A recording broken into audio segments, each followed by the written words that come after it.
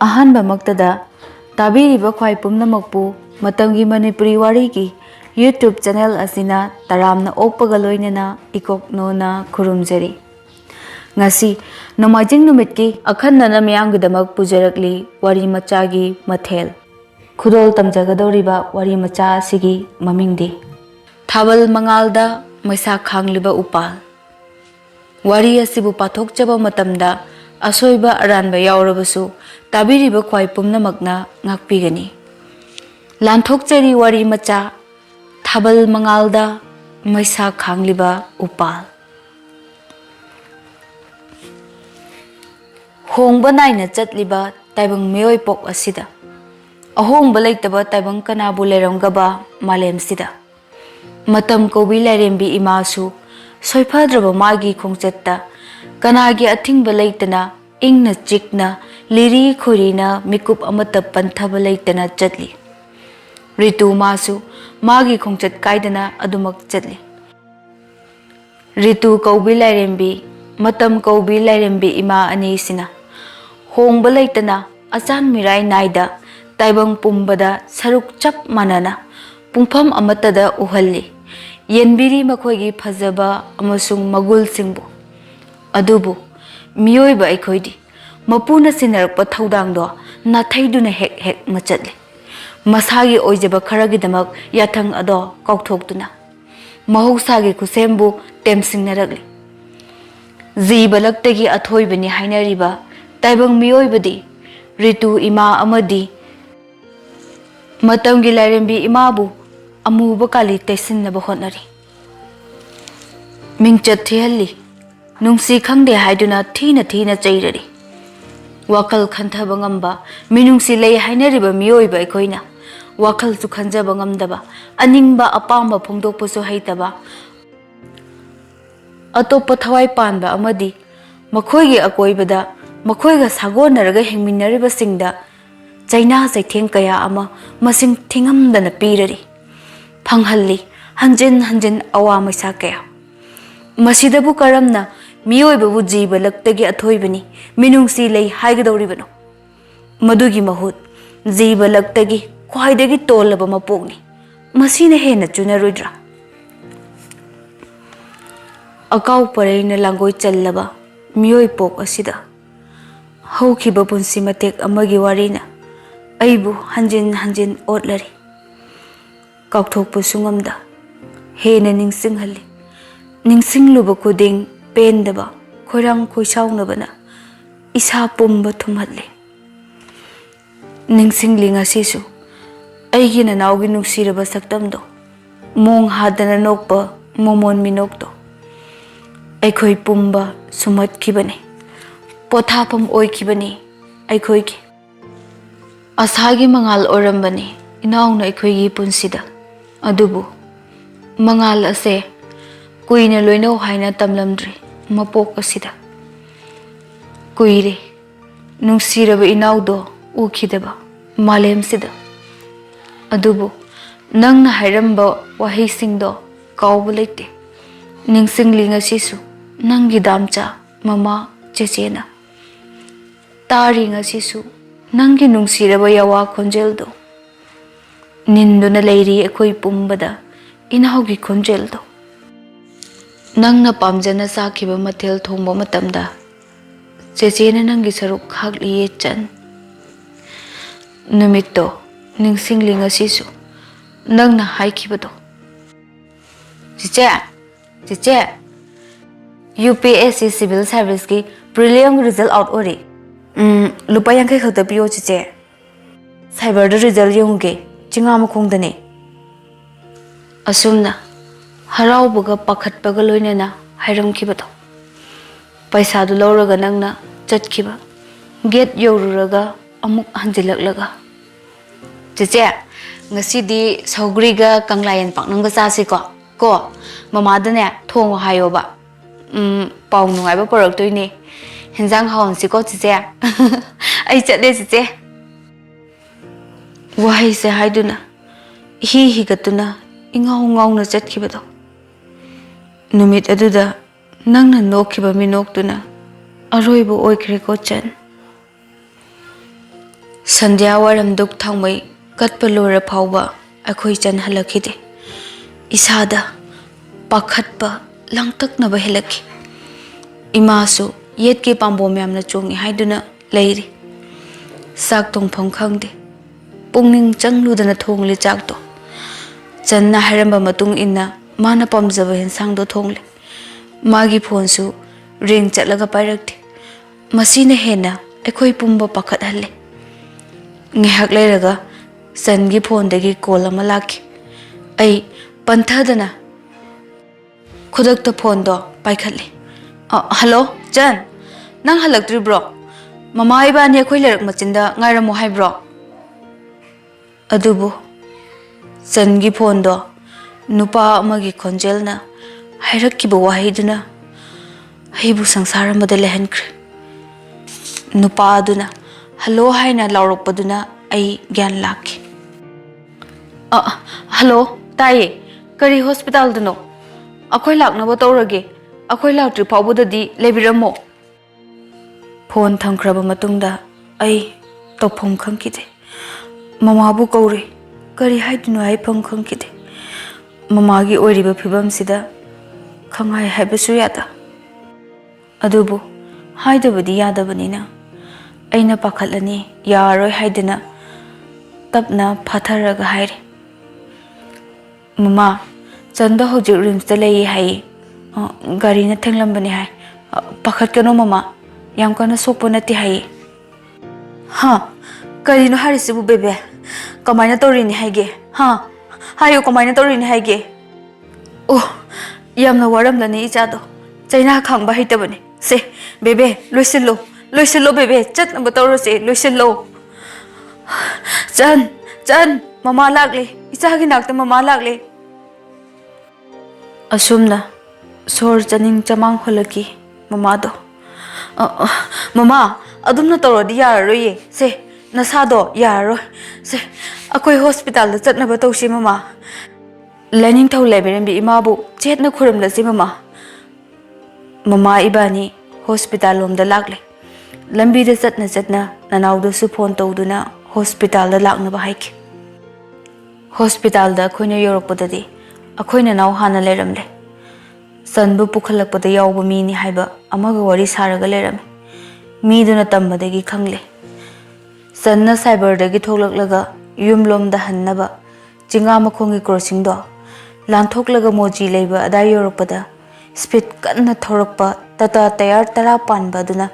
ꯇꯨꯡꯂꯣꯝꯗꯒꯤ ꯊꯣꯝꯖꯤꯜꯂꯛꯄ, ꯈꯥꯝꯗꯨꯅ ꯂꯩꯔꯝꯕ ꯑꯦꯛꯇꯤꯚꯥ ꯑꯃꯗ ꯌꯩꯁꯤꯜꯂꯒ ꯑꯦꯛꯇꯤꯚꯥ ꯑꯗꯨꯒ ꯄꯨꯂꯞ ꯆꯦꯜꯂꯒ ꯆꯠꯂꯒ ꯍꯥꯟꯅ ꯗꯤꯁꯄꯦꯟꯁꯔꯤ ꯂꯩꯔꯝꯕ ꯃꯐꯝꯗꯨꯗ ꯂꯥꯛꯇꯅ ꯂꯪꯂꯒ ꯆꯟꯕꯨ ꯇꯥꯏ꯫ ꯑꯦꯛꯇꯤꯚꯥ ꯑꯗꯨꯅ ꯆꯟꯒꯤ ꯌꯦꯠꯀꯤ ꯈꯣꯡꯗꯣ ꯅꯟꯁꯤꯟꯈꯤ꯫ ꯑꯗꯨꯒ ꯇꯥꯇꯥ ꯑꯗꯨꯗꯤ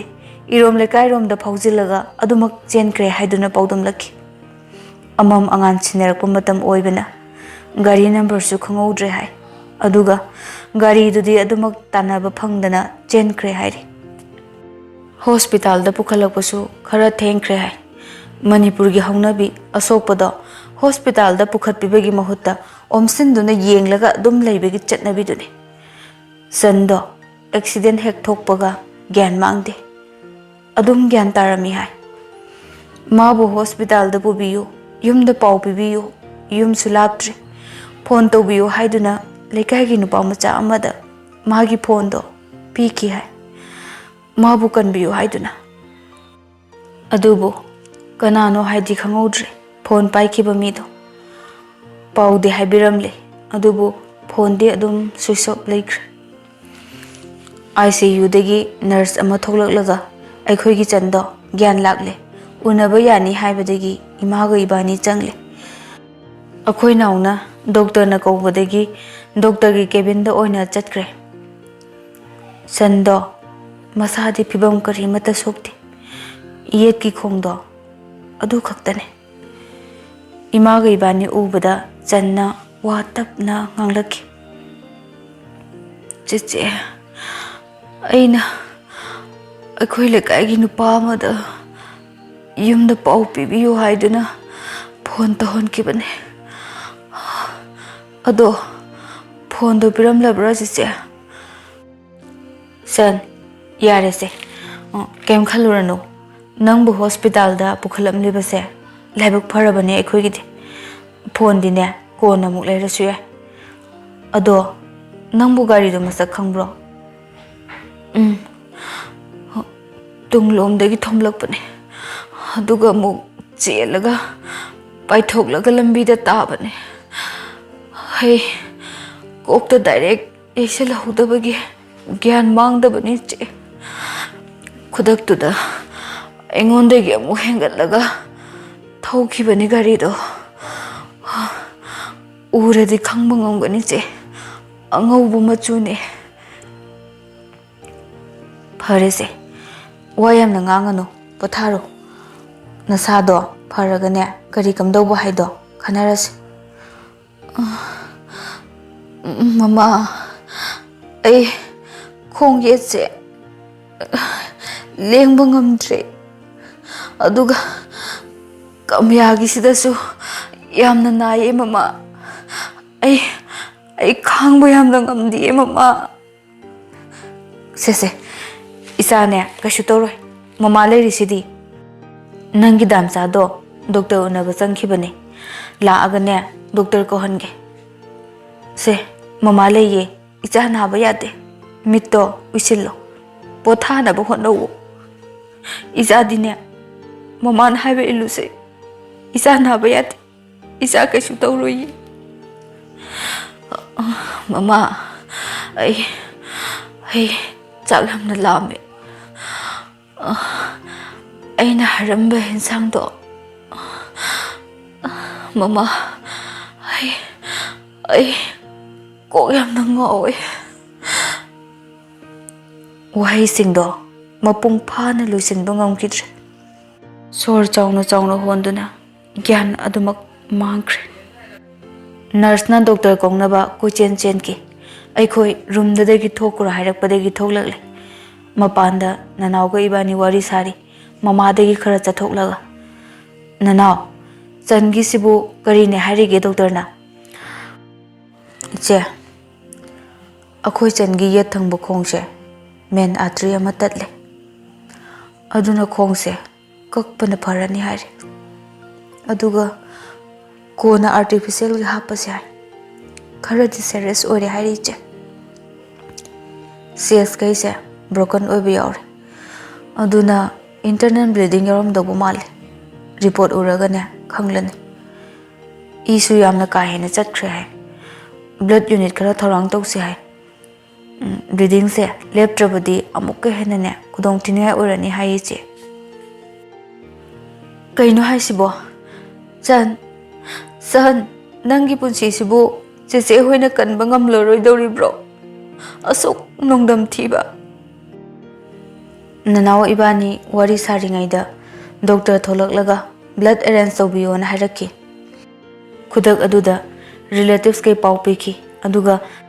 nawgi friend ke sulak duna unit manga pikre adubu sangi phibam di phagalakpo oikidre hen sokchin kre gyan amuk mang amuk lak tawduna laikre doctor ama tholaktuna sangi report to yenghalle CT scan gi internal bleeding injury orame adusu heart gi lungs ta puba artery ama masina upai leitre hairaki kapkhiba blood kaisu supply ngamdre khwangi sarukta leak oire kanadre haiduna aduna magi matam lorakadore aroiba oine wari sana horo hairamlaga doctor do room duda amuk changkhre wahi singdu tabada akhoi pumba swai lauki koktagi ton phawa tu chungki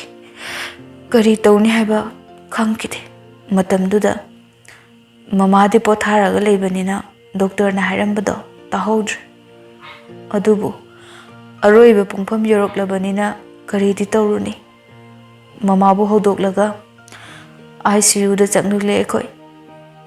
chando yam wana mitto tatna pangtholaktuna nungsina yenglaki oxygen mask to lokthokpiyo haina ingit pirakle doctor nasu magi apamadu tawbire aduga yam wana tapna hairakle ꯃꯃꯥ ꯍꯟꯗꯛ ꯃꯄꯣꯛꯀꯤꯗꯤ ꯃꯃꯥꯒ ꯆꯦꯆꯦꯒ ꯅꯨꯡꯉꯥꯏꯅ ꯂꯩꯍꯟꯕ ꯉꯝꯂꯔꯣꯏꯗꯧꯔꯦ ꯑꯩꯕꯨ ꯋꯥꯔꯧꯒꯅꯨꯀꯣ ꯃꯃꯥ ꯆꯦꯆꯦ ꯆꯟꯒꯤ ꯋꯥꯍꯩꯁꯤꯡꯗ ꯃꯃꯥꯗꯤ ꯏꯉꯛ ꯉꯛꯈ꯭ꯔꯦ ꯀꯔꯤꯅꯣ ꯍꯥꯏꯗꯨꯅ ꯑꯩꯈꯣꯏꯗ ꯑꯃꯨꯛ ꯌꯦꯡ ꯆꯟꯗ ꯑꯃꯨꯛ ꯌꯦꯡ ꯇꯧꯗꯨꯅ ꯄꯤꯔꯣꯏꯅꯕ ꯃꯤꯠꯌꯦꯡꯒ ꯂꯣꯏꯅꯅ ꯂꯩꯔꯤ ꯀꯩꯅꯣ ꯆꯟ ꯀꯩꯅꯣ ꯅꯪꯅ ꯍꯥꯏꯔꯤꯗꯨꯕꯣ ꯃꯃꯥ ꯂꯩꯔꯤꯁꯤꯗꯤ ꯏꯆꯥ ꯀꯩꯁꯨ ꯇꯧꯔꯣꯏ ꯏꯆꯥ ꯀꯩꯁꯨ ꯇꯧꯕ ꯌꯥꯔꯣꯏꯌꯦ ꯃꯃꯥ ꯂꯩꯔꯤꯉꯩꯗ ꯏꯆꯥꯕꯨ ꯀꯥꯜ ꯀꯧꯕ ꯂꯥꯏꯅꯅꯦ ꯁꯦꯠꯇꯨꯅ ꯄꯨꯈꯤꯕ ꯌꯥꯔꯣꯏꯌꯦ ꯃꯃꯥꯒꯤ ꯐꯤꯖꯤꯅꯦ ꯅꯪꯗꯤ ꯃꯃꯥꯒꯤ ꯐꯤꯖꯤ 이자부 ꯑꯗꯨꯝꯅ ꯋꯥꯈꯜ ꯍꯦꯟꯖꯟꯅ ꯈꯜꯂꯤꯕ ꯀꯔꯤꯒꯤꯅꯣ ꯁꯦ ꯄꯣꯊꯥꯅꯕ ꯇꯧꯔꯣ ꯉꯥꯏꯍꯥꯛꯇꯪ ꯄꯣꯊꯥꯎꯁꯤ ꯃꯃꯥ ꯅꯆꯥ ꯃꯇꯝ ꯂꯣꯏꯔꯛꯂꯦ ꯑꯕꯣꯛꯅ ꯑꯩꯕꯨ ꯈꯠꯇꯨꯅ ꯇꯠꯇꯅ ꯀꯧꯔꯛꯂꯦ ꯃꯃꯥꯒꯤ ꯅꯥꯛꯇꯒꯤ ꯊꯣꯛꯂꯛꯂꯣ ꯑꯕꯣꯛꯀ ꯆꯠꯂꯁꯤ ꯍꯥꯏꯅ ꯀꯩꯅꯣ ꯆꯟ ꯅꯪꯅ ꯉꯥꯡꯉꯤꯕ ꯃꯌꯥꯝꯗꯨꯕꯣ ꯏꯆꯥ ꯄꯣꯛꯈꯤꯕ ꯌꯥꯔꯣꯏ ꯀꯅꯥꯒꯤꯁꯨ ꯃꯇꯤꯛ ꯅꯠꯇꯦ ꯃꯃꯥꯒꯤ ꯃꯊꯥꯗꯒꯤ ꯃꯆꯥꯕꯨ ꯂꯧꯕ ꯀꯅꯥꯒꯤ ꯃꯇꯤꯛ ꯅꯠꯇꯦ ꯁꯦ ꯀꯗꯥꯏ ꯅꯪꯒꯤ ꯕꯨꯕꯣꯛꯇꯣ ꯃꯃꯥꯅ ꯍꯥꯠꯀꯦ ꯗꯝꯆꯥ ꯃꯃꯥꯒ ꯆꯦꯆꯦꯒꯁꯦ ꯂꯨꯅ ꯇꯧꯕꯤꯌꯨꯀꯣ ꯆꯦꯛꯁꯤꯟꯅ ꯌꯦꯡꯕꯤꯌꯨ ꯂꯠ ꯂꯠ ꯂꯥꯎꯔꯝꯂꯒ ꯆꯟꯒꯤ ꯑꯔꯣꯏꯕ ꯁꯣꯔ ꯍꯣꯟꯈ꯭ꯔꯦ ꯃꯄꯨꯡ ꯐꯥꯈꯤꯗ꯭ꯔꯕ ꯃꯥꯒꯤ ꯍꯥꯏꯅꯤꯡꯕ ꯋꯥꯍꯩꯁꯤꯡꯗꯣ ꯆꯟ ꯍꯧꯒꯠꯂꯣꯁꯦ ꯆꯟ ꯃꯃꯥꯅ ꯀꯧꯔꯤꯁꯦ ꯇꯥꯕ꯭ꯔꯣ ꯍꯧꯒꯠꯂꯣ ꯆꯟ ꯅꯪꯅ ꯆꯥꯅꯤꯡꯕ ꯍꯦꯟꯁꯥꯡꯗꯣ ꯃꯃꯥꯅ ꯊꯣꯡꯂꯝꯂꯦ ꯁꯦ ꯍꯧꯒꯠꯂꯣ ꯃꯃꯥꯒ ꯄꯨꯟꯅ ꯆꯥꯔꯨꯔꯁꯤ ꯆꯟ ꯍꯧꯒꯠꯂꯣ ꯅꯪꯕꯨ ꯀꯩꯗꯧꯔꯒꯦ ꯍꯦ ꯏꯁꯣꯔ ꯀꯔꯝꯕ ꯅꯪꯒꯤ ꯅꯣꯡꯗꯝꯅꯣ ꯁꯤꯕꯣ ꯄꯣꯛꯄꯗꯒꯤ ꯅꯨꯡꯉꯥꯏꯕ ꯍꯥꯏꯕꯗꯣ ꯈꯖꯤꯛꯇ ꯐꯥꯎꯕ ꯐꯪꯈꯤꯗ꯭ꯔꯕ ꯏꯆꯥ ꯑꯁꯤꯗ ꯑꯁꯨꯝꯅ ꯃꯄꯣꯛ ꯊꯤꯅ ꯇꯝꯂꯝꯂꯤꯕ ꯑꯁꯤꯕꯨ ꯀꯔꯤꯒꯤꯅꯣ ꯅꯤꯖꯕꯗ ꯑꯁꯣꯏꯕ ꯂꯩꯈ꯭ꯔꯕ ꯃꯥꯜꯂꯦ ꯃꯇꯝ ꯁꯥꯡꯅ ꯂꯣꯏꯅ ꯍꯨꯛ ꯇꯝꯂꯝꯗ꯭ꯔꯦ ꯏꯃꯥ ꯏꯆꯥ ꯍꯣꯁꯄꯤꯇꯥꯜꯗꯣ ꯀꯞꯄꯒꯤ ꯈꯣꯟꯖꯦꯜꯅ ꯅꯤꯟꯈꯤ ꯑꯍꯤꯡꯒꯤ ꯑꯆꯤꯛꯄꯗꯣ ꯀꯥꯏꯈꯤ ꯑꯁꯨꯝꯅ ꯆꯟꯕꯨ ꯍꯣꯁꯄꯤꯇꯥꯜꯗꯒꯤ ꯄꯨꯊꯔꯛꯈꯤ ꯃꯊꯧ ꯃꯉꯝꯁꯨ ꯄꯥꯡꯊꯣꯛꯈ꯭ꯔꯦ ꯆꯠꯈꯤꯕ ꯃꯥꯗꯤ ꯑꯋꯥꯕ ꯄꯨꯝꯕ ꯀꯥꯎꯈ꯭ꯔꯦ ꯂꯩꯍꯧꯔꯤꯕ ꯑꯩꯈꯣꯏꯗꯗꯤ ꯃꯩꯁꯥ ꯍꯦꯟꯅ ꯍꯦꯜꯂꯛꯈꯤ ꯆꯟꯕꯨ ꯊꯣꯝꯂꯝꯕ ꯒꯥꯔꯤ ꯗ꯭ꯔꯥꯏꯚꯔ ꯑꯃꯗꯤ ꯃꯄꯨꯗꯣ ꯅꯣꯡꯃꯇ ꯂꯥꯛꯈꯤꯗꯦ ꯑꯗꯨꯒ ꯆꯟꯒꯤ ꯐꯣꯟꯗꯨꯁꯨ ꯑꯗꯨꯃꯛ ꯐꯪꯗ꯭ꯔꯦ ꯃꯁꯤꯕꯨ ꯃꯤꯑꯣꯏꯕꯒꯤ ꯙꯔꯃꯔꯣ ꯑꯁꯨꯛ ꯃꯤꯅꯨꯡꯁꯤ ꯈꯪꯗꯦ ꯃꯈꯣꯏ ꯄꯨꯝꯕ ꯑꯩꯈꯣꯏꯒꯤ ꯏꯔꯛꯇ ꯑꯔꯪꯕ ꯊꯋꯥꯟꯃꯤꯆꯥꯛ ꯑꯣꯏꯗꯨꯅ ꯇꯔꯪ ꯇꯔꯪ ꯊꯣꯛꯂꯝꯕꯗꯣ ꯎꯈꯤꯗꯕ ꯀꯨꯏꯔꯦ ꯇꯥꯈꯤꯗ꯭ꯔꯦ ꯈꯣꯏꯊꯨꯝꯂꯕ ꯌꯋꯥ ꯈꯣꯟꯖꯦꯜꯗꯨꯁꯨ ꯃꯃꯣꯟ ꯅꯣꯛꯄ ꯃꯤꯅꯣꯛꯇꯨꯁꯨ ꯀꯨꯏꯔꯦ ꯎꯔꯛꯇꯕ ꯈꯨꯃꯣꯟ ꯃꯁꯤꯡ ꯌꯥꯝꯂꯛꯂꯦ ꯑꯗꯨꯕꯨ ꯅꯆꯦꯒꯤ ꯄꯨꯛꯅꯤꯡ ꯋꯥꯈꯜ ꯊꯃꯣꯏꯗꯗꯤ ꯉꯁꯤ ꯐꯥꯎꯕ ꯅꯅꯥꯎꯒꯤ ꯁꯛꯇꯝꯗꯨꯕꯨ ꯃꯨꯠ ꯅꯥꯏꯗꯅ ꯉꯥꯟꯗꯨꯅ ꯂꯩꯔꯤꯌꯦ ꯅꯪꯅ ꯍꯦꯛ ꯍꯦꯛ ꯇꯣꯏꯅ ꯍꯥꯏꯔꯝꯕ ꯋꯥꯍꯩꯗꯣ ꯆꯦꯆꯦ ꯑꯩꯈꯣꯏꯒꯤꯁꯨ ꯄꯨꯔꯅꯤꯃꯥ ꯂꯥꯛꯀꯅꯤ ꯀꯩꯅꯣ ꯊꯥꯁꯤꯗ ꯑꯣꯏꯗꯨꯅ ꯂꯩꯕ ꯌꯥꯕ꯭ꯔꯥ ꯅꯣꯡꯃ ꯅꯠꯇ꯭ꯔꯒ ꯅꯣꯡꯃꯗꯤ ꯁꯣꯏꯗꯅꯅꯦ ꯂꯥꯏꯕꯛ ꯐꯕ ꯌꯥꯏꯐꯔꯕ ꯄꯨꯡꯐꯝꯗꯣ ꯂꯥꯛꯀꯅꯤ ꯇꯠꯇꯅ ꯇꯥꯔꯤꯌꯦ ꯉꯁꯤꯁꯨ ꯆꯟ ꯍꯧꯖꯤꯛꯇꯤ ꯂꯥꯛꯂꯦ ꯑꯩꯈꯣꯏꯒꯤ ꯌꯥꯏꯐꯔꯕ ꯄꯨꯡꯖꯥ ꯌꯦꯜꯂꯔꯦ ꯊꯥꯕꯜ ꯃꯉꯥꯜꯅ ꯄꯨꯡꯂꯪ ꯂꯪꯅ ꯑꯗꯨꯕꯨ ꯅꯪ ꯌꯥꯎꯗ꯭ꯔꯕꯁꯤꯗꯗꯤ ꯃꯒꯨꯟ ꯌꯥꯎꯗ꯭ꯔꯦ ꯃꯉꯥꯜ ꯑꯁꯦ ꯑꯔꯦꯝꯕ ꯑꯣꯏꯈ꯭ꯔꯦ ꯅꯪꯅ ꯆꯠꯈ꯭ꯔꯕ ꯃꯇꯨꯡꯗ ꯃꯃꯥꯒꯤ ꯄꯨꯟꯁꯤ ꯀꯔꯝ ꯂꯦꯜꯂꯤ ꯍꯥꯏꯗꯣ ꯅꯪ ꯑꯃꯨꯛꯇ ꯌꯦꯡꯂꯝꯈꯣꯅꯦ ꯆꯟ ꯆꯦꯆꯦꯗꯤ ꯅꯪꯅ ꯇꯣꯏꯅ ꯂꯩꯔꯝꯕ ꯃꯐꯝꯗꯨꯗ ꯅꯪꯕꯨ ꯊꯤꯔꯤꯌꯦ ꯂꯩꯕ꯭ꯔꯥ ꯍꯥꯏꯅ ꯑꯗꯨꯕꯨ ꯅꯪꯗꯤ ꯂꯩꯔꯝꯗꯦ ꯆꯦꯆꯦ ꯍꯥꯏꯅ ꯀꯧꯔꯨꯕ ꯅꯤꯡꯂꯣꯏ ꯈꯨꯝꯂꯣꯏ ꯑꯗꯨꯕꯨ